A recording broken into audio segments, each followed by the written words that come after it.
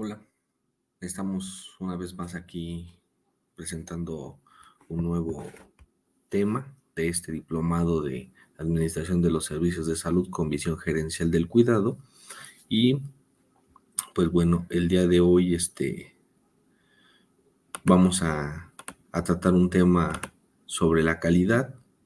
Y pues bueno, previo a esto, pues recordarles que pues el día 28 de septiembre estaremos dando inicio al diplomado de gestión del cuidado de enfermería en el neonato de alto riesgo. Un tema muy sensible, muy en lo particular de interés, pues por la dinámica a trabajar, ¿no? Va a ser por esta misma modalidad. Ahí les dejo el QR para que se puedan agregar al grupo y bueno, donde ahí pues les estaremos dando mayor información o a través del correo que aparece ahí, ¿no? Igual va a tener un valor curricular de 200 horas y los mismos 2 avales académicos. Muy bien, sin más, pues vamos a iniciar. Y hoy vamos a tocar un tema importante en el sistema de salud sobre el modelo único de evaluación de la calidad, el MUEC, que hoy en día pues es el que se está manejando conforme a este modelo con las modificaciones que se ha tenido a través de los pasos de los años, con la misma finalidad de dar un servicio de calidad, pero bueno, vamos a ver un poquito más allá de la historia y al final pues vamos a ver de qué es de lo que se compone y qué es lo que nos solicita con este MUEC. Entonces, los establecimientos de salud con la visión a las gestiones de calidad, pues va muy de la mano con saber qué es la certificación de establecimientos de atención médica, ya que esa es la finalidad primordial, ¿no? Certificarlos.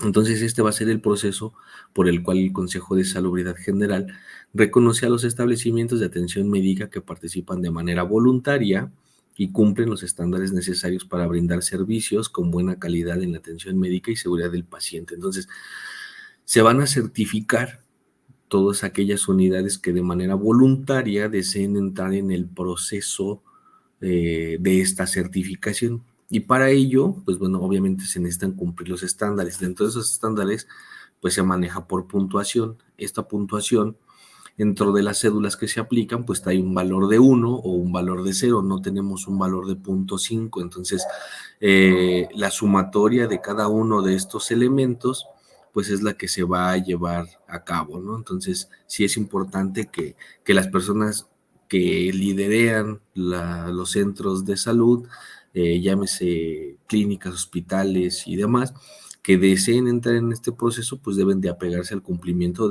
al 100% de cada uno de los estándares. Pareciera complicado tal vez hasta cierto punto el llegar a alcanzar estas metas, estos objetivos, pero la realidad es que es lo que deberíamos de hacer día a día, entonces no debería de ser un tropiezo, porque al final la práctica que nosotros venimos realizando ya dentro de nuestras jornadas laborales, pues es el cumplimiento de cada uno de estos pasos como debe de ser.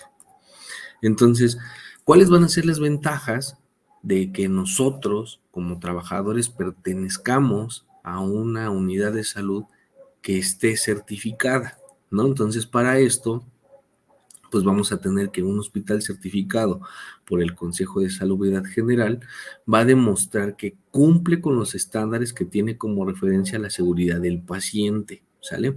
Entonces, el hecho de que yo esté como estoy acreditando mediante la aplicación de estas cédulas que estoy cumpliendo con todos los estándares de calidad, entonces eso significa que yo como trabajador estoy brindando una atención basada en la seguridad del paciente, que se va a medir base a los estándares de calidad. Entonces, eso es una de las ventajas que voy a tener. El hecho de decir yo trabajo en un hospital que cuenta con una certificación, ¿no? Por el Consejo de Salubridad General, pues significa que yo, personal operativo que estoy dentro de las instalaciones, estoy brindando esa atención de calidad.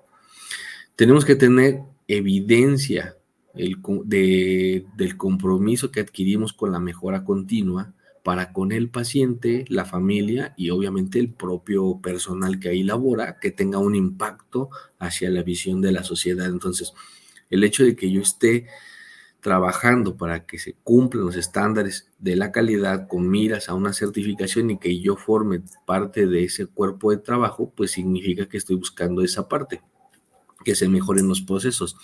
Hoy podemos establecer un mecanismo, una serie de pasos para llegar a la calidad o para poderla medir, pero durante el paso del tiempo a lo mejor amerita que alguno de esos puntos se corrija o se modifique. Entonces esto también pues va a depender mucho de lo que nosotros observemos ya en la práctica, porque una cosa es lo que podamos describir, pero otra ya llevarlo a la práctica y decir, creo que aquí nos hace falta un punto o este va antes que el siguiente. Se hacen esas modificaciones y para eso es la medición continua de los procesos de acreditación, ¿no? Para que se mejore lo que en algún momento planteamos y se va a ir mejorando las veces que sean necesarias con la finalidad de seguir manteniendo o de mejorar los estándares de calidad. Refuerza su imagen institucional, ya que la certificación, al ser una evaluación externa, demuestra a los pacientes y familiares y a la ciudadanía que su organización trabaja bajo estos estándares de alta calidad, ¿no? Entonces, podemos hacer simulaciones o evaluaciones de auditorías internas o evaluaciones previas, ¿no? Eso también es válido, pero en ocasiones llega a darnos un sesgo de error porque pues podemos caer en la visión de que a nuestra perspectiva todo se está haciendo bien. Entonces no nos va a dejar tener una evaluación justa y apropiada de la realidad de la situación. Entonces, esas evaluaciones internas de la unidad pues son válidas porque nos ayudan a buscar siempre y cuando las personas que participen lo hagan con la seriedad y con la objetividad que así se requiera, aunque eso no implica que en algún momento dado llegue a haber un sesgo. Nos da una idea de los puntos a donde se tendría que mejorar, pero pues ya la evaluación real, pues de los evaluadores externos, pues es la que nos va a dar al final del día la puntuación. En nuestras evaluaciones internas pudiéramos decir salimos al 100%, ¿no? Pero ya cuando van y nos evalúan, pues nos quedamos en un 80-85% de cumplimiento, pero pues finalmente también ya es conforme a la visión que ellos tienen de una manera externa. Entonces, al nosotros estar evaluando lo que estamos haciendo día a día, pues llega a suceder esa parte del pensar que estamos haciendo las cosas bien. Entonces, prueba esto también que un hospital es competitivo internacionalmente con base a los estándares de calidad. ¿Y cómo se va a medir esto? Bueno, vamos a poner un ejemplo de en mi unidad donde estoy laborando al mes, en 30 días de vigilancia, tuvimos una caída de paciente en el pasillo, en el baño, en donde se haya suscitado. Y entonces esa nosotros la medimos con un hospital que tenga una similitud a las condiciones en las que nosotros estamos y ellos a lo mejor en un mes reportaron 0 caídas. Entonces, ¿qué es lo que está pasando? ¿Qué es lo que hicieron diferente? ¿Qué es de lo que podemos tomar de sus procesos para que entonces nosotros podamos disminuir esa única caída que tuvimos a 0, que es la realidad, ¿no? Porque entonces no debería de haber un riesgo latente de un incidente que no vaya propiamente relacionado con su patología de ingreso del paciente. Entonces, ¿cuáles van a ser las fases por las cuales se va a llevar a cabo el proceso de la certificación? Pues bueno, la primera pues es la inscripción voluntaria. Aquí cabe recalcar esa parte que va a ser voluntario, no está obligado las instituciones a participar, tiene que ser de manera voluntaria. Una vez que ya está inscrito, hacer su proceso de autoevaluación, lo que decíamos de una auditoría con personal interno, ¿no? Entonces, de esta manera se selecciona el personal que va a participar y se pone a hacer la evaluación de los procesos. Una vez que ya hicimos la inscripción, ya tenemos una fecha para que nos visite la auditoría, ya en ese lapso, pues nosotros hicimos nuestros procesos de autoevaluación, a lo mejor una primera y en base a los errores modificamos, volvimos a lanzar otra revisión y así al momento de que cuando ya llegue la fecha de la auditoría, pues nosotros ya tengamos un proceso de mejora, ¿no? De lo que nos haya suscitado. Una vez que ya se presenta la auditoría externa, hace su proceso de evaluación, revisión, y una vez que ya tienen el consenso, pues obviamente nos darán un dictamen, ¿no? El dictamen donde dice, han sido aprobados con un tanto porcentaje, y entonces eso significa que ahí está la unidad acreditada. El porcentaje, hablemos que se acreditó con un 93% de efectividad, entonces el otro 7%, pues van a ser notas a donde se tiene que implementar procesos de mejora o vigilancia más estrecha, pues para obviamente en una siguiente evaluación pues completemos el 100%. Y de los puntos que acreditamos no significa que no haya observaciones, posiblemente sí acreditaste el punto, pero aún así tienes cosas por mejorar, ¿no? Para que se mantenga, o inclusive pues en la siguiente no haya duda de decir si acredita o no acredita, ¿no? Entonces, ese es lo que se va a dar en ese dictamen, o en su defecto, pues el no está acreditada. ¿Qué pasa si no está acreditada? Tenemos que volver a regresar a hacer el mismo proceso. Nos van a dejar ese mismo reporte. En ese reporte pues nos dice todos estos puntos estuviste mal o no los cumpliste. Sí están, pero no lo cumples como debe de ser. Se trabajan y se tiene que volver a hacer otra vez la misma petición, o una inscripción de manera voluntaria, otra vez demostrar que ya hubo una autoevaluación, se vuelve a presentar auditoría, y pues bueno, en espera de que ya en esta ocasión el dictamen sea favorable.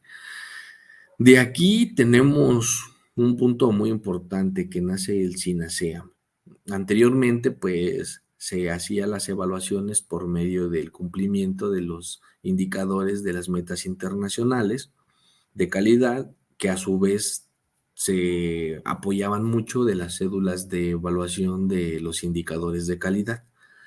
Hacían un compendio y con base a eso pues se buscaba la obtención de la certificación, que inicialmente hablábamos de una acreditación, ¿sale? Entonces los hospitales se acreditaban en el cumplimiento de los estándares de calidad con base a estas dos, las acciones de las metas internacionales, y sumado a la aplicación de las cédulas de los indicadores de calidad. Posteriormente ya se modifica, y entonces mm, muchos hospitales estaban acreditados, muy pocos estaban certificados. Cuando se empiezan a hacer las modificaciones de los estándares de calidad, pues bueno, desaparece, digamos, el proceso de la acreditación, para que entonces ahora todos los hospitales se tengan que certificar, ¿no? Porque ya estabas acreditado, te daban una acreditación por 2 años y ya. Entonces, ¿qué era lo que pasaba? Pues vamos nosotros a entrar en el proceso de la acreditación, ya tenemos una fecha de visita, y pues empezábamos a pedir, ¿no? De otras unidades hospitalarias, pues préstame este equipo, préstame tal medicamento, y cuando ya llegaba la auditoría, pues todo perfecto, ¿no? Estaba todo, cumplíamos con todo. ¿Y qué pasaba después de esa visita? Pues empezaban a regresar el equipo prestado, el medicamento que se había prestado, y se regresaba todo a las unidades. Y entonces ya teníamos una unidad incompleta, pero acreditada. Entonces, para tratar de evitar ese tipo de situaciones y que siguieran presentando, y manipular de alguna manera los datos, en donde decía, tenemos un ejemplo, 100 unidades médicas en el país, y de esas 100 unidades médicas, 90 están acreditadas, ¿no? Entonces, y las otras 10 en proceso, cuando la realidad era que si regresaban un tiempo después a hacer una reevaluación, pues nos dábamos cuenta que de esas 90, pues realmente 10 estaban acreditadas y las otras 90, pues no. Entonces, para poder resarnir esa situación, y pues hasta cierto punto engañarnos con los resultados que estábamos obteniendo, se pasa al hacer la certificación. Ahora, ¿qué pasa con la certificación con base a los estándares del SINASEM? Esta certificación ahora es: voy, te visito, te hago tu auditoría, hoy, 4 de septiembre, te entrego tu nombramiento donde dice que tu unidad está certificada, y en 2 años vuelves a hacer el proceso. Pero ¿qué pasa? Que a partir de mañana, en cualquier momento, en cualquier día, en cualquier turno, en cualquier horario, puedo venir como evaluador externo y verificar que se esté cumpliendo el proceso de acreditación, ¿no? Entonces, eso ya va a garantizar que en efecto, eh, se dé seguimiento y certeza de que la unidad hospitalaria está certificada cabalmente, ¿no? Porque antes te daban la acreditación y te veían hasta dentro de 2 años si es que habías hecho el proceso de la inscripción, como lo veíamos. Y ya, entonces ahora no, entonces ahora este certifico y durante estos 2 años voy a estar viniendo en el momento porque no certifiqué el turno matutino, certifiqué a la unidad hospitalaria y la unidad hospitalaria trabaja los 365 días del año, las 24 horas del día. Entonces puedo venir en cualquier momento y debe de estar en las mismas condiciones que cuando te vine a hacer la evaluación. Y el personal debe tener el mismo conocimiento que al que evalúe en ese momento, porque pues obviamente no les va a dar tiempo de evaluar a todo el personal de todos los turnos, van en momentos diferentes, pero aún así no alcanzan a cubrir el 100% del personal, es una realidad. Entonces, pero voy a tener 2 años para seguir viniendo y seguir evaluando al resto del personal porque todos lo deben de saber, todos lo deben de aplicar. Entonces, ya se vuelve algo más objetivo, más complicado, pues realmente para las autoridades que así lo establezcan, porque pues es lo que debe de ser, ¿no? Darle una atención, un proceso de calidad las 24 horas del día, los 365 días del año. Entonces, ¿qué es el SINASEAM? Pues bueno, el SINASEAM significa o sus siglas son Sistema Nacional de Certificación de Establecimientos de Atención Médica y se publica en el Diario Oficial de la Federación el 13 de junio del 2008 el Acuerdo para el Desarrollo y Funcionamiento del Sistema Nacional de Certificación de Establecimientos de Atención Médica. Entonces, a partir del 2008 ya sale publicada en el Diario Oficial de la Federación, donde ya se empiezan a aplicar los estándares y los acuerdos que se establecen en este documento, pues para el proceso de certificación de las unidades hospitalarias. Ya no acreditaciones, sino certificaciones. Antes de esto, bueno, esto sale en el 2008, pero en el 2012 sale un manual del proceso para la certificación de hospitales. Entonces, en el 2008, fíjense qué curioso, ¿no? En el 2008 sale el acuerdo para la certificación y en el 2012 ya sale un manual donde se especifica ya más claramente, pues el proceso por el cual se va a llevar para la certificación. Dentro de esto, pues nos dice que el Consejo de Salubridad General es un órgano del Estado de México establecido desde 1871 durante la presidencia del licenciado Benito Juárez García, donde su ámbito de acción y competencia se encuentran fundamentados en el artículo 73, fracción 16 de la Constitución Política de los Estados Unidos Mexicanos, donde se establece que depende directamente del presidente de la República sin intervención de alguna Secretaría de Estado, y el artículo 4 de la Ley General de Salud le da el carácter de autoridad sanitaria del país, procedido únicamente por el presidente de la República, ¿no? Entonces eso ya lo sabemos, pues él es la máxima autoridad dentro del territorio nacional y es de ahí donde pues, va a surgir esta parte. Entonces, en el ámbito de acción del Consejo abarca todas las organizaciones públicas y privadas que constituyen el Sistema Nacional de Salud y a todas aquellas que están relacionadas con este, incluyendo las autoridades administrativas federales, estatales y municipales. Entonces, de esta manera, todos los centros, sin excepción alguno, deben de entrar en un proceso de certificación. Obviamente, al haber una gran diversidad de establecimientos de salud, por eso es que lo forman de manera voluntaria para no caer en procesos, digamos, pues que alteren, ¿no? La finalidad de obtener una certificación y que no se haga nada más por el cumplimiento A. Entonces, no, que lo hagan de manera voluntaria porque quieren garantizar y quieren demostrar que los servicios que están brindando son de calidad. Entonces, ¿qué va a ser la certificación de establecimientos de atención médica? Nos dice que en noviembre de 1993, en el marco del Tratado de Libre Comercio de América del Norte, fue convocada una reunión de trabajo con la participación de instituciones de salud de Canadá, Estados Unidos de América y México para determinar los criterios que deberían regir a los servicios de salud. El tema analizado con mayor interés fue el tránsito de médicos y de pacientes entre los 3 países para otorgar y recibir atención. Hablábamos de una certificación de unidades para saber que estamos brindando una atención de calidad y de pronto nos dice dentro de esta misma información algo sobre el Tratado de Libre Comercio. Pareciera que el Tratado de Libre Comercio pues nada más es como la venta y compra de artículos, y no necesariamente.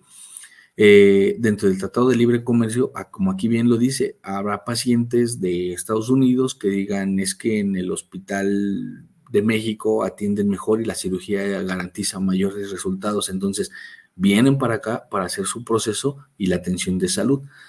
O viceversa, de aquí de México van a un hospital de allá para que puedan ser atendidos. Entonces, al final del día, estamos comercializando un producto que es la salud y estamos comercializando eh, un, un mecanismo que es en este caso el profesional del área de la salud el que va a hacer la intervención. Entonces, por eso es muy importante. En el sexenio anterior, pues bueno, ahí se estuvo en el estilo y afloja sobre el nuevo TECMEC, que es finalmente de lo que se habla del Tratado de Libre Comercio. Y pues bueno, ahí se especificaban algunas de estas situaciones porque ya incluso pues se mencionaban puntos en donde eh, qué pasaba cuando yo quería ir a trabajar como personal de salud pues a una unidad de estos dos países, ¿no? Entonces, hoy en día hay mucho auge, te contrata Alemania, ¿no? Y te contrata Estados Unidos para laborar en de sus unidades médicas. Bueno, todo eso es posible también en base al Tratado de Libre Comercio. Entonces, juega un papel muy, muy, muy importante en esa cuestión. Entonces, México carecía de una instancia certificadora de los estándares requeridos para ofrecer una atención médica que se basara en los procesos de calidad. Entonces, tanto el Instituto Mexicano del Seguro Social como el Instituto de Seguridad y Servicios Sociales de los Trabajadores del Estado, el IMSS y el ISSSTE, al igual que la Secretaría de Salud, sí lo medían, ¿no? Porque volvemos a lo mismo, había un paquete de indicadores de calidad en donde se medía pues todo este proceso. Pero pues cada uno lo aplicaba con base a sus necesidades propias como institución, y había una diversidad de los resultados que ahí se mostraban porque pues cada uno le daba un enfoque diferente según a sus necesidades, digamos de esa manera, y volvemos a lo que sucedía con una auditoría interna, ¿no? Pues había sesgos de la información derivado a que pues obviamente en las evaluaciones no me voy a poner que estoy incumpliendo, ¿verdad? Tengo puntos de mejora, pero no lo incumplo. Entonces, pues no había un régimen como tal, por eso también ahí la necesidad de surgir un centro regulador, lo que es el SINASEM. Entonces, ¿cuál fue el camino hacia la certificación internacional de hospitales en México? Porque teníamos que entrar de una u otra manera a los procesos de una certificación que garantizaran a nivel internacional que estamos cumpliendo con los estándares de calidad. Entonces, a principios de los años 90, la Organización Panamericana de la Salud tuvo la iniciativa de impulsar la acreditación de los hospitales en América Latina, hasta entonces inexistente, porque no lo había. Desde luego, los ejemplos a seguir fueron los Estados Unidos y Canadá, con una larga experiencia para ese entonces. ¿Qué era lo que hacían? Pues obviamente que ellos están midiendo los procesos de calidad. Claramente está, por ejemplo, la misma formación a nivel licenciaturas, digamos, entre Estados Unidos y en México. Hay una gran diferencia, ¿no? En Estados Unidos el estudiar una licenciatura viene casi casi el equivalente a una especialidad, cuando aquí en México pues sí te forman la realidad, pero aún así quedan como muchos puntos a mejorar. Entonces no es del todo muy especializante, digamos. Y también se basa en la atención que se le va a dar directamente al paciente, como por ejemplo el hecho de tomar una decisión, ¿no? De esas relaciones interpersonales con los demás miembros del sistema de salud, es diferente, ¿no? Entonces, allá ya llevaban ese seguimiento con otros estándares propiamente, pero más universales a las consideraciones que sacaba la OMS y la OPS. Entonces, en el caso de México, la cercanía con los Estados Unidos y con Canadá es donde se empieza ya a formar los lazos y entrelazar la conjugación del Tratado de Libre Comercio en América del Norte. el famoso TECMEC, y la clara tendencia hacia la globalización de los múltiples ámbitos de economía que se habían impulsado pues a lo largo de los procesos de calidad, en específico en esta área pues del área de la salud, ¿no? Ya que la calidad pues no solamente aplica para los procesos que nosotros realizamos, sino aplica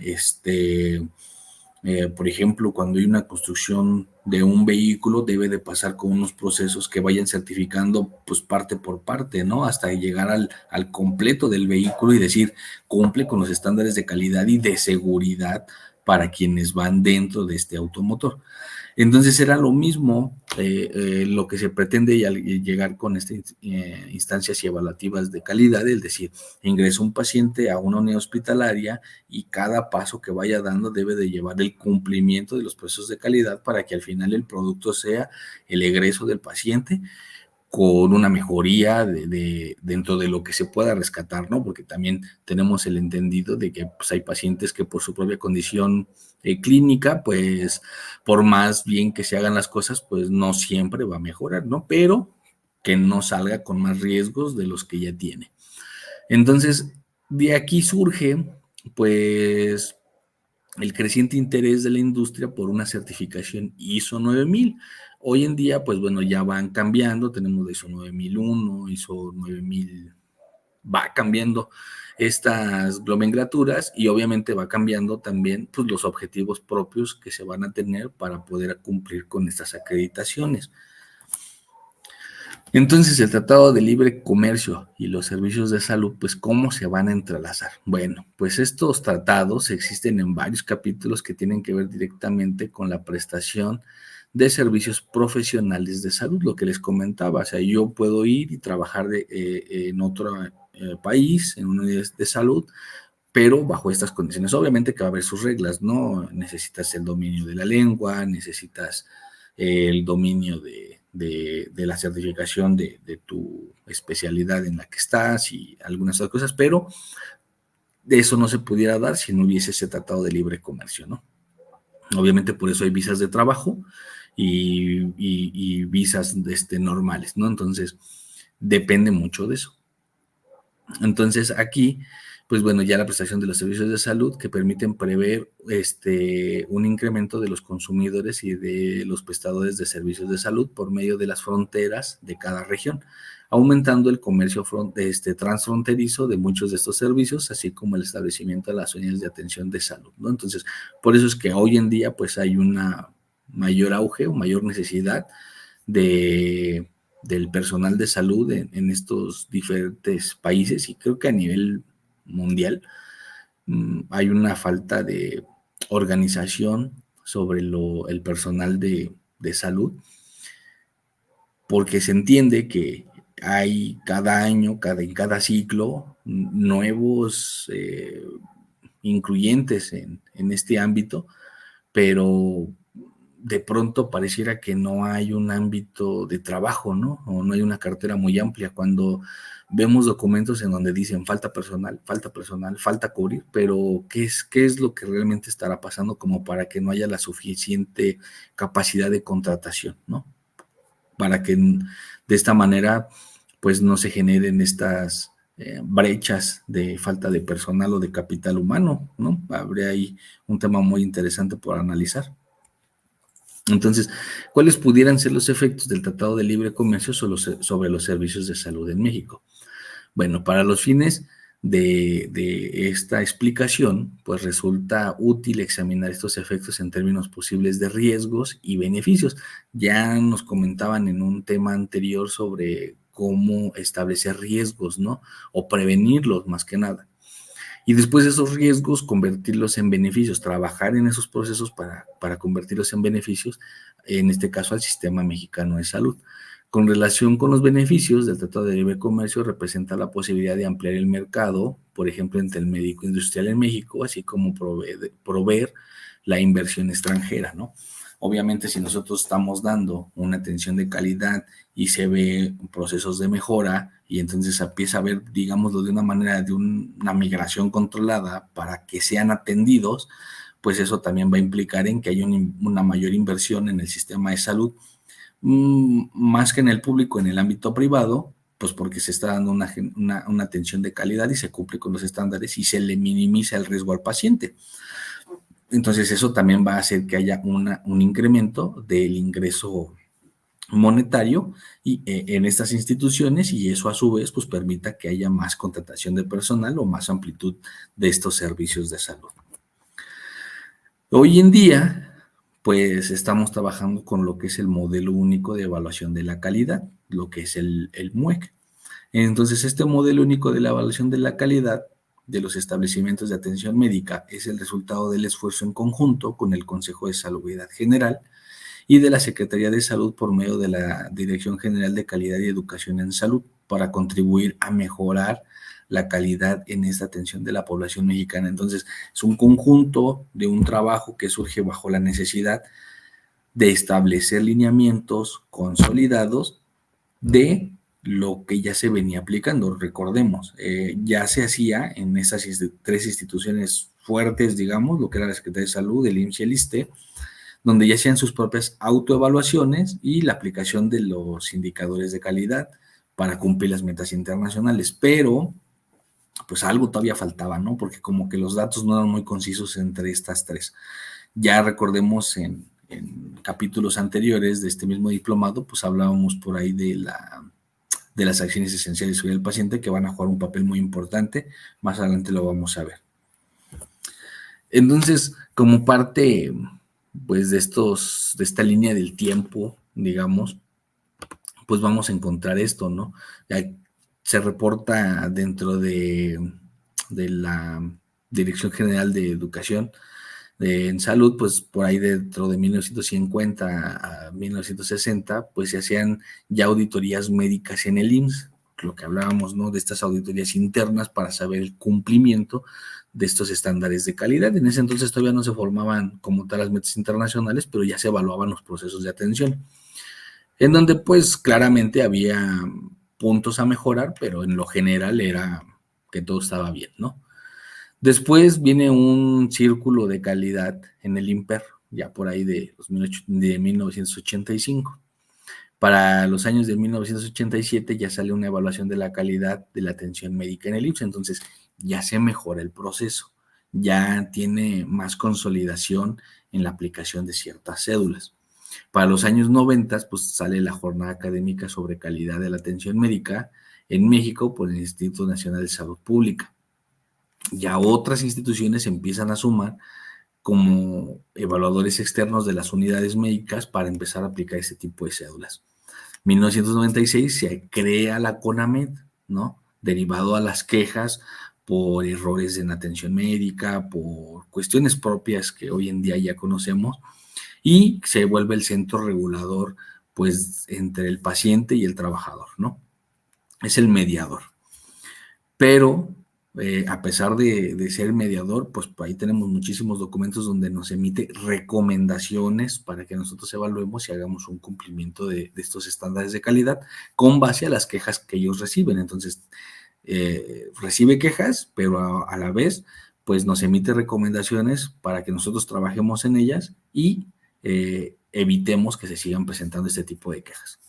Ya por ahí del 2001, pues bueno, ya sale ahí la Cruzada Nacional de Calidad de los Servicios de Salud y se crea la COFEPRIS. Otro punto muy importante, ¿no? Este centro regulador para la creación de medicamentos, la distribución, comercialización, almacenamiento y demás, y entre algunas otras funciones que va a ir añadiéndose con el paso del tiempo. Ya para entre el 2002 y el 2004, pues bueno, se hace o se forma o se consolida la acreditación, lo que hablamos, se acreditaban las instituciones de salud con base a la Dirección General de Educación en Salud y las cédulas que en ese momento se tenían y que ya estaban pues consolidadas, ¿no? Pero volvemos a lo mismo, hoy vengo, te acredito y nos vemos hasta dentro de 2 años que se te venza, siempre y cuando te vuelvas a inscribir en el proceso. Entonces, en ese momento, pues, buscaban todas las maneras posibles de tener todo en tiempo y forma y tenerlo todo bien, y semanas después, pues ya, regresábamos a la misma carencia. Posteriormente, de ahí se migra para hacer la certificación de establecimientos de salud médica, Ya para el 2017 salen la publicación de las acciones esenciales para la seguridad del paciente. Todavía del 2001 al 2016, bueno, hasta la actualidad, pero más marcado hasta esa fecha, pues se trabajaba con base a las metas internacionales. Hoy en día siguen siendo vigentes, pero se hace el conjunto, se trabaja de la mano ya con la conformación de las acciones esenciales de seguridad del paciente y se van entrelazando, ¿no? Pero tiene un peso más fuerte, pues hoy en día estas acciones. Y ya para el 2023, pues se hace o se conforma el modelo único de evaluación de la atención de calidad de atención médica. Tiene, pues prácticamente poco tiempo. Obviamente se lanza en este año, pero en lo que se empieza a aplicar, se empiezan a cambiar los procesos, pues la verdad es que no tiene todavía mucho tiempo en el que ya se consolidó el manejo del MUEC como mecanismo para la evaluación de calidad. Entonces, la certificación de establecimientos de atención médica es el proceso por el cual el Consejo de Salubridad General reconoce a los establecimientos de atención médica que participan de manera voluntaria y cumplen los estándares necesarios para brindar servicios de buena calidad. Volvemos a reiterar, de, de integración voluntaria. Eso tiene que quedar claro. Y la acreditación de establecimientos de salud en atención médica anteriormente, un proceso de evaluación externa a cargo de la Dirección General que contribuye a garantizar la calidad mediante el cumplimiento de ciertos criterios y la capacidad de asegurar pues, los establecimientos de atención médica. Pero sí se tenía un plan, pero le hacían falta y detallar datos, ¿no? Después ya tenemos este círculo de los componentes del MUEC, donde pues en esta primera parte pues, nos habla que se compone de 4 capas. Entonces, la primera capa es un proceso que nos ayuda a identificar las 5 fases del MUEC. Cada una de ellas está interrelacionada a partir de sus niveles de maduración que se van dando al interior, ¿no? Entonces, el primero nos dice una gestión inicial. ¿Qué tenemos que hacer? Saber qué es lo que queremos mejorar, ¿no? Entonces, ¿cómo voy a gestionar un buen cuidado? ¿Cómo voy a gestionar una buena atención de calidad? ¿Cómo voy a gestionar que mi capital humano tenga lo necesario para hacer sus actividades y esto trascienda en una atención óptima hacia la persona que así lo requiera? Entonces, posteriormente de ahí, la gestión de procesos. Necesito simplificar, describir, tener en escrito, en físico, cuál es la dinámica del cumplimiento de cada uno de estos procesos. Una vez que ya están escritos, los aplicamos y entonces conforme a la aplicación se vaya dando, nos vamos a ir encontrando con puntos que tal vez no agregamos en esa descripción. Entonces, los vamos agregando o los vamos modificando según vaya siendo el caso y así se corresponda. Tenemos una gestión productiva. Obviamente esto va de la mano. Ya identifiqué una necesidad. Ya gestioné la realización de mi proceso y ahora lo hago de manera proactiva. Lo que está escrito con lo que estoy haciendo y voy correlacionando si sí va de esa manera o hay un punto que me salté o un punto que agregar o uno por modificar. Y esto nos va a llevar a la gestión de la mejora continua. Yo aplico este proceso y lo voy a ir mejorando hasta tener un producto consolidado. Y esto nos va a repercutir pues en la gestión de la garantía de la calidad, ¿no? Entonces, ya me planteé un proceso, ya lo describí, ya lo apliqué, ya lo reevalué las veces que fueron necesarios y entonces, ¿cómo lo voy a medir? Con el cumplimiento de ese estándar, ¿no? Determiné que tengo pacientes que se caen. Describo mi proceso. El piso cuando esté mojado debe estar debidamente señalizado, debo de tener antiderrapantes en las escaleras o en los puntos que son de declive, ¿no? Lo llevo a la práctica y entonces sí se me tropezaron 2 pacientes y tal vez uno se cayó. Entonces, ¿qué hace la gestión de mejora continua? Pues a lo mejor había mucho derrapante, por eso fue que se tropezó. Entonces, hay que quitarle. O le faltaba, hay que ponerle. O mejor de plano, hay que reestructurar el piso y nivelarlo para que no tenga ese declive, mejor que quede parejo en medida de lo posible. Ok, entonces se vuelve a rehacer esa parte. ¿Y eso qué nos va a llevar? A que ya no se nos caigan pacientes en esa zona al menos. Ya a lo mejor fue en otra zona, reevaluamos, volvemos a llevar el mismo proceso. Entonces, porque no podemos generalizar una gestión. Entonces, yo estoy hablando de que no se caigan los pacientes en este pasillo, en esta zona específica de la unidad hospitalaria, pero esta no es la misma a la planta del siguiente piso, ¿no? Entonces, allá arriba, pues se supone debe de estar todo parejo, no debe, entonces debo de volver a reevaluar mi proceso y si es necesario, pues ahora implementar un proceso para que no se caigan los pacientes, pero ya no en la planta baja, ahora en el primer piso, ¿no? Y entonces de esa manera ir delimitando a manera de que no se presente en ninguno de los lugares, con base a su particularidad de cada una de estas zonas. La segunda capa nos va a hablar en la cual incluye el proceso integral de la atención médica, ¿no? Y entonces tenemos atención integral, atención oportuna, atención continua, equidad. Otra vez regresamos a una atención integrada de todo el equipo de salud y a una acción centrada en la persona. ¿Cómo la podemos simplificar?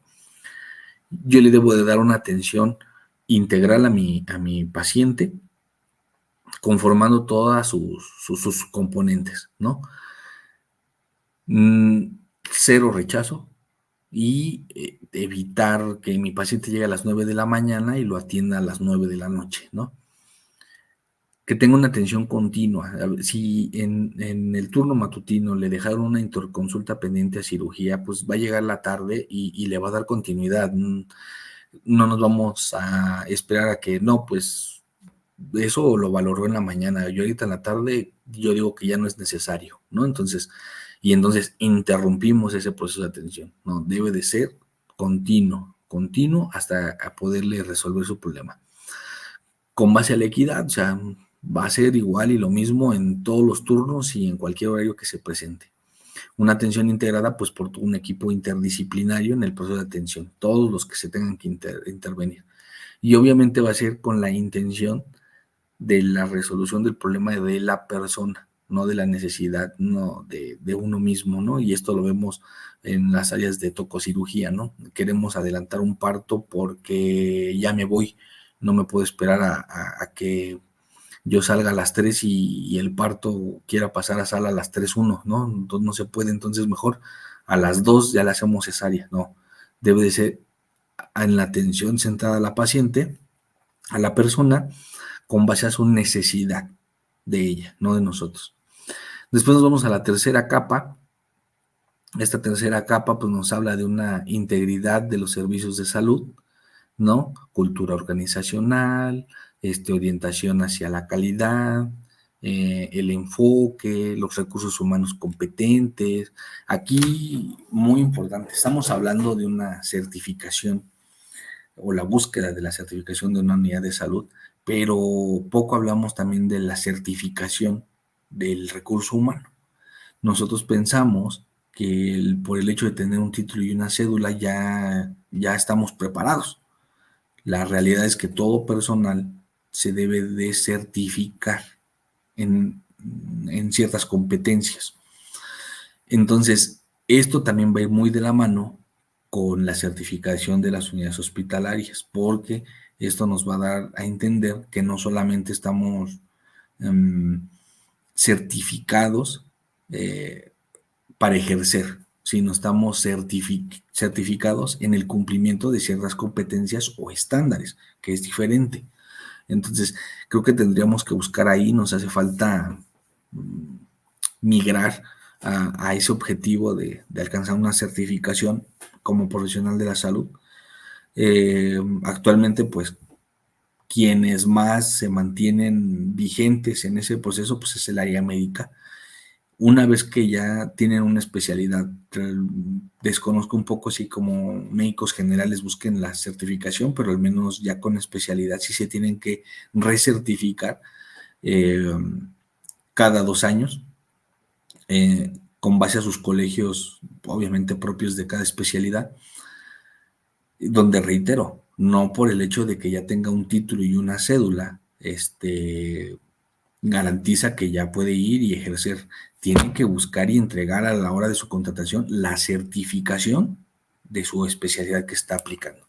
Entonces, creo que eso es lo que nos hace falta en enfermería, poder alcanzar y entender que el tener el título y la cédula no es el todo y que necesitamos a completar ese proceso, ese peldaño que nos hace falta.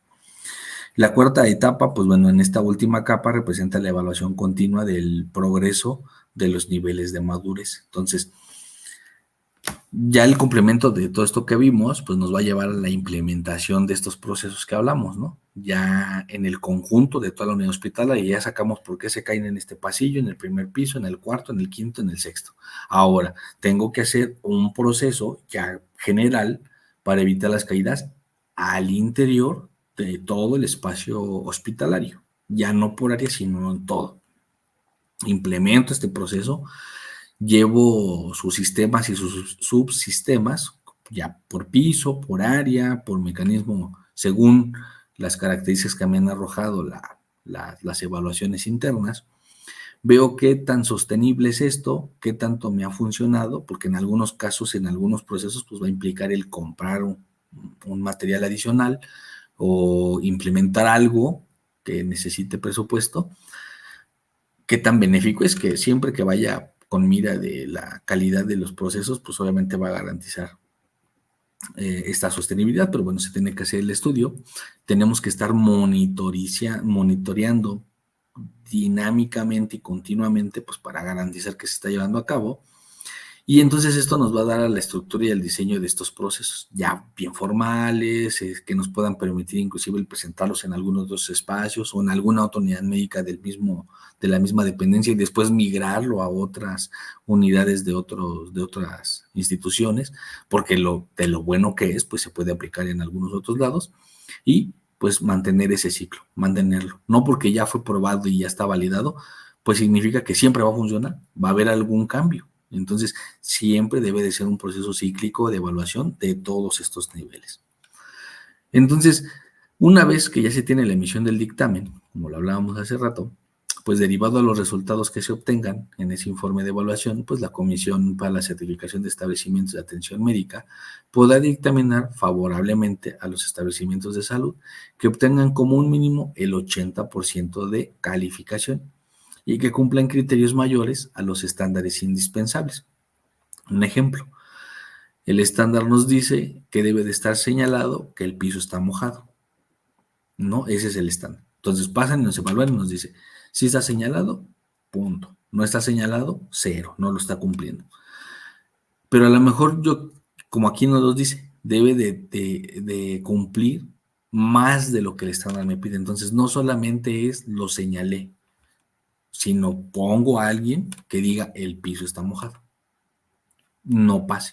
Entonces, estoy llevando más allá del criterio de cumplimiento, porque el criterio nada más me dice que esté identificado, que el piso está mojado, y ya. Entonces pongo un cartel, pongo algo que delimite el espacio y ya lo identifiqué. Pero como yo voy más allá, entonces lo identifico y aparte la persona que limpió se para ahí y dice el piso está mojado. Entonces ya me está dando, aparte de la alerta visual que estoy detectando por lo que se colocó, pues tengo una alerta vigilante de donde va a ser, aparte de que estoy viendo a alguien que está ahí, pues también va a ser de comunicación verbal, ¿no? Y me va a especificar que el piso está mojado. Si bien no puedo pasar porque tengo riesgo de caerme, o puedo pasar, pero todavía con mayor atención en cada paso que yo vaya dando para evitar el poderme resbalar, ¿no? Ahora, ¿cómo vamos a hacer una supervisión de la auditoría sanitaria? Bueno, la persona titular de la Secretaría del Consejo de Salubridad General y presidente de la Comisión para la Certificación de Establecimientos de Atención Médica podrá autorizar y designar a personas de entre su personal adscrito para llevar a cabo visitas de supervisión aleatorias, lo que les comentaba. Ya te certifiqué, ¿no? Pasaste todo muy bien, 90% de evaluación. Te pedíamos el 80 y sacaste el 90. Muy bien, ahí está tu dictamen, es favorable y aquí están tus observaciones de los puntos a mejorar. Pero ahora, ¿qué va a pasar? Yo, autoridad que te certifique, voy a determinar cuándo te van a ir a visitar. No tengo por qué avisarte, porque tú ya eres una unidad certificada Y entonces, como está certificada, tú las 24 horas, los 365 días del año, lo cumples. Llevas tus procesos de atención de calidad al 100%. Entonces, se va a designar a alguien que vaya y te evalúe de manera aleatoria en momentos indistintos, y en todos estos momentos, pues tú debes de estar llevando a cabo este cumplimiento. Entonces, pues de ahí sale este manual, el modelo único de evaluación de la calidad del MUE con criterios y estándares conforme a sus anexos de hospitales, ¿no? Que sale en la edición el 2023. Entonces el MUE, pues a partir de recolectar información, analizar y evaluar, identifica áreas de oportunidad. Volvemos a lo mismo. En ninguno de los subnombres que reciba la calidad, ¿no? Gestor de calidad, procesos de cómo se le quieran llamar, no es con ninguna otra finalidad de buscar la mejora continua. No es punitivo, no es señalativo, no es de castigo, no. Es con la finalidad de poder establecer mecanismos que mejoren ese proceso, que no se vuelva a presentar esa alteración. Entonces, va a tener estos énfasis en la seguridad del paciente. Su prioridad va a ser eso. Y en el 2018 están publicados los estándares del SINASEAM, de lo que se va a presentar. Y aquí volvemos, o sea, este manual sale en el 2023, para ser más precisos, el 20 de julio, ¿no? Por eso les decía, no tiene pues ni un año, ¿no? Porque sale el 20 de julio, de ahí en lo que se empieza a aplicar, lo comenzamos a leer, empezamos a ver cuáles son los puntos que nos está pidiendo que mejoremos, y pues ya para ser aplicativo, pues yo creo que inicios del 2024, y pues de ahí échenle cuentas para acá, es lo que a mi consideración lleva ya aplicado, no llevamos el año. Entonces, pero ya estos estándares desde el 2018, pues bueno, ya se empezaban a aplicar, que ahí después, en esa fecha, hasta ahorita, se ha detenido como los procesos de certificación, precisamente porque ya se busca que no sea, hoy te entrego el dictamen y nos vemos en 2 años, no, sino que sea de manera continua y constante. Entonces, pocos son los hospitales que se han atrevido a hacer su inscripción para ser evaluados. Pero bueno, ¿de qué es lo que nos habla aquí? Como lo podemos ver, nos habla de primer momento de las metas internacionales de seguridad del paciente. Acuérdense que les decía, no han perdido valor. Ahí están. Y esas metas de seguridad del paciente, pues nos habla con los criterios para la seguridad del paciente: manejo y uso de medicamentos, prevención y control de infecciones, gestión y seguridad de las instalaciones, competencias y capacitación del personal, y así nos vamos. Entonces, todo eso es lo que se tiene que cumplir. Y se van entrelazando. Nos dice, la acción esencial número 1 para la identificación correcta del paciente, para el cumplimiento de la meta internacional 1, se plantean estos puntos. Y entonces, ahorita vamos a tratar de esclarecer ese ejemplo. Entonces, el modelo de seguridad del paciente del SINASEAM se diseña e implementa a través de estándares que están basados en el diseño y la implementación de procesos seguros, es decir, que ayuden a prevenir que sucedan eventos adversos o eventos centinela. Entonces, si yo garantizo la seguridad del paciente, del proceso de atención que yo estoy dando, pues voy a disminuir esos eventos adversos. No le voy a pasar medicamentos incorrectos, no voy a llevar al quirófano a un paciente que no era, no le voy a dar una información que no era, no le voy a entregar una radiografía o un ultrasonido que no le correspondía. Todo eso lo voy a evitar, pues porque estoy trabajando bajo procesos de calidad que ya están debidamente probados, validados e implementados, y es lo que me va a ir a evaluar el SINASEAM. Entonces, asimismo, el modelo busca un enfoque de sistema, una integración de toda la organización y un trabajo en equipo interdisciplinario fundamentados en el análisis y la toma de decisiones. O sea, no es que a mí se me ocurrió, es que detecté que el proceso tenía esta falla. Y en esta falla, pues no solamente aplica enfermería, entra el de laboratorio, el de trabajo social, el médico, el vigilante, la intendencia, el de almacén, la de cocina, todos los que estén involucrados deberán de tener su participación en ese proceso. Y quienes por algún motivo no entren directamente en la participación de ese proceso, pero indirectamente deberá de verificar el cumplimiento, porque de una u otra manera está implicado. No directamente, pero sí de manera indirecta y debe de participar. No va a tener el mismo peso, pero debe de estar vigilante de que el proceso se cumpla. Entonces, por ejemplo, nos dice acción esencial de seguridad del paciente 1, identificación correcta del paciente. Nos habla sobre el propósito del cumplimiento de la meta internacional de seguridad del paciente número 1. Y aquí nos dice, errores que involucran al paciente equivocado ocurren en prácticamente todas las actividades relacionadas con la atención del paciente. Entonces, mi acción esencial número 1 está correlacionada, obviamente, con mi meta internacional de seguridad del paciente. Y esto se da por estos errores de comunicación. Entonces, los pacientes pueden estar censados, eh, pueden estar sedados, desorientados o no estar del todo alertas. Puede haber habido un impacto, un accidente y lo llevaron los de ambulancia porque iba en la combi, chocó y está totalmente desorientado. Bueno, pues yo tengo que buscar la manera de cómo poderlo identificar. Entonces pueden ser cambiados del lugar físico dentro del establecimiento. Estaba en la cama 1 y pasó a la 3 porque iba a haber otro ingreso o se aisló el otro cubículo, no lo sé. Entonces se pudo haber movido, no siempre va a estar en la misma cama. Igual en el área de urgencias, pues ya no está en la camilla 5, ya lo pasamos a la 6, ¿no? Cambio ya de servicio, ya hubo una transferencia, ya de urgencias ya lo aceptaron en cirugía. O puede haber cambiado su diagnóstico. Él cuando llegó ingresó por un traumatismo, digamos, craneoencefálico leve, pero pues ya como tal el traumatismo ya se resolvió, pero ahora el problema pues ya fue, no sé, un sangrado, ¿no? De tubo digestivo, digamos. Entonces ya cambió su diagnóstico por el cual ingresó a lo que le estamos tratando, que pudo haber sido desencadenado por el primer incidente, por el primer diagnóstico que tuvo, pero no llegó inicialmente por eso, ¿no? Ya se desencadenó horas después o al día siguiente. Entonces, pues obviamente inclusive hasta ni la misma especialidad médica lo está tratando, porque al principio pues lo estaba tratando trauma, ¿no? Pero trauma ya dijo, pues ya no hay más que hacerle, pues ya se le resolvió, o ahorita ya no es el problema por el cual necesita internado, porque pues al paso de unos días con el medicamento, pues se le va a quitar.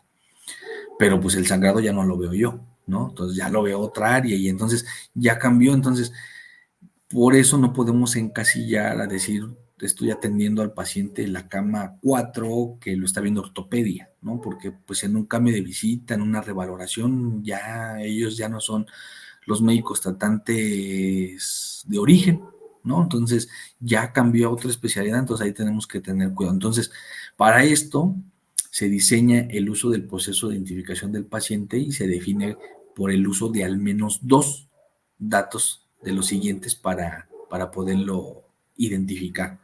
Entonces tenemos que identificarlo con nombre y número de expediente, o por nombre y fecha de nacimiento, o fecha de nacimiento y número de experiencia. Debe de haber al menos de estos 3, 2. Entonces, cuando yo me dirija con un paciente, me estoy dirigiendo con Víctor Rodríguez Velázquez con el expediente 3636, ¿no? Entonces, tengo de ocupar forzosamente 2 de estos 3, obligatoriamente. Si yo después ya le quiero anexar otros, bueno, está bien, pero al menos 2 de esos 3. Para este propósito, no van a ser considerados datos de identificación en donde está el procedimiento por el cual está el paciente, qué especial está viendo, nombre del médico tratante, ¿no? Es que le está viendo el doctor Rodríguez, sí, pero pues el doctor Rodríguez es de trauma y él está viendo 10 pacientes, ¿a cuál de esos 10 te estás refiriendo, no? Ni por el número de cama, ni mucho menos, debe de ser, pueden ser complemento, ¿no? Estoy tratando al paciente Ángel Víctor Rodríguez Velázquez con una indicación 3636 de terapia intensiva en la cama 4. Entonces, de esos datos pueden ser de complemento, más no con los que lo identifique, debido a que pueden cambiar durante pues, el proceso en el que está. Lo que hablábamos ahorita, ¿no? O sea, mi paciente ingresó en la cama 4 y ahí está en la cama 4, pero por alguna situación se descompuso, el freno no servía o algo pasó y lo tuve que cambiar de cama y si yo lo sigo identificando como el paciente de la cama 4, pero ya lo cambié a la 7, pues algo está pasando, ¿no? Y posiblemente ya después de que lo cambiamos, media hora después ya quedó arreglada la cama, ya está funcionando el problema por el cual lo tuvimos que mover, pero pues ya no lo íbamos a rezar otra vez, ¿verdad? Entonces se limpia y ingresa otro paciente sí, tómenle laboratorios al de la 4, cuando ya no era el paciente que estaba, porque a lo mejor esa persona no se dio cuenta que lo movimos, ¿no? Entonces, tenemos que tener precaución ahí. Ahora, el proceso para identificar a los pacientes no solamente es cuando va a tener un procedimiento o cuando se le va a hacer alguna actividad, sino, pues cuando va a tener que interactuar con el personal. ¿Cuándo va a interactuar? Cuando se le administren medicamentos, cuando se le coloquen tratamientos médicos por vía intravenosa o vía oral, cuando se le apliquen transfusiones de sangre, cuando se le vayan a tomar estudios de laboratorio, estudios de gabinete, cuando se le lleve su dieta, en todo momento debe de haber identificación del paciente, ¿no? Muchas de las veces llevan las dietas, las colaciones, y lo traemos al paciente Víctor de la 4, ¿no? Y entonces ya no corroboro porque doy por hecho que el de la 4 pues es la 4, los números me los sé, me da pereza ver el nombre y es el de la 4 y lo dejo ahí, ¿no? Hablábamos que el paciente de la 4 se tuvo que mover a la cama 7. Entonces, algo pasó en el proceso y cuando yo cambié al paciente no le avisé a dietología. Hoy el de la 4 ya no está en la 4, está en la 7 y en la 4 tuve un ingreso. Eso es lo que les comentaba. Ahí es donde se debe de estar reevaluando. Cuando yo hice mi descripción del proceso es identifico a mi paciente por nombre, fecha de nacimiento y número de expediente y adicionalmente número de cama, patología y demás. Y todo eso se cumplió, pero en algún momento tuve que cambiar a mi paciente de cubículo por una situación adyacente. Pero yo ya no avisé, entonces yo ya irrumpí en la parte del proceso. Entonces, ¿qué tengo que hacer? Especificar en el proceso cuando mi paciente cambie de cubículo por la situación que sea, tengo que avisar.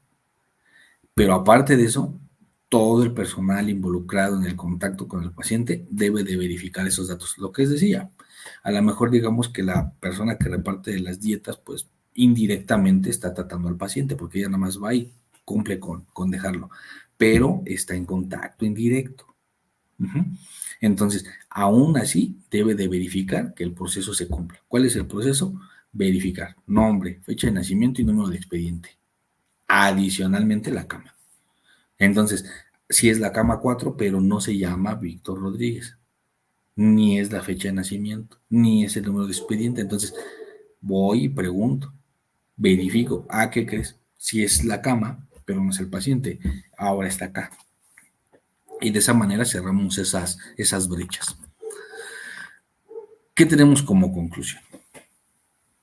Cuando un hospital se encuentra certificado, va a representar que cumple con la normatividad vigente y las políticas nacionales e inclusive recomendaciones internacionales en materia de salud, el apego y la verificación a los estándares necesarios para garantizar la seguridad del paciente e inclusive del familiar que están al interior en el conjunto con el grupo de profesionales de la salud, además de procurar una atención de calidad. O sea, le voy a dar una atención segura y de calidad. Y la calidad no solamente implica que me dirija por su nombre, que me ría con él, o que le pida por favor, le dé las gracias, le diga buenos días, tardes o noches. No. La atención de calidad es que vele por el cumplimiento en óptimas condiciones de los procesos de la atención que se le esté brindando. Es un conjunto del todo. Entonces, es importante que nosotros chequemos y mantengamos esta situación, porque si no es lo contrario, pues caemos en situaciones donde se ve interrumpido pues este proceso. Entonces, debemos nosotros de garantizar en todo momento, pues, el cumplimiento de estos procesos. Y si notamos y detectamos que en algún punto el proceso se ve interrumpido o hay la necesidad de modificar, se puede hacer con la finalidad de mantener estos estándares de calidad, ¿no? Entonces, pues bueno, muchas gracias. Esa es parte de mi intervención en el tema de hoy. Nos estaríamos viendo con algún otro tema, compartiéndoles parte de esta experiencia. Muy amables.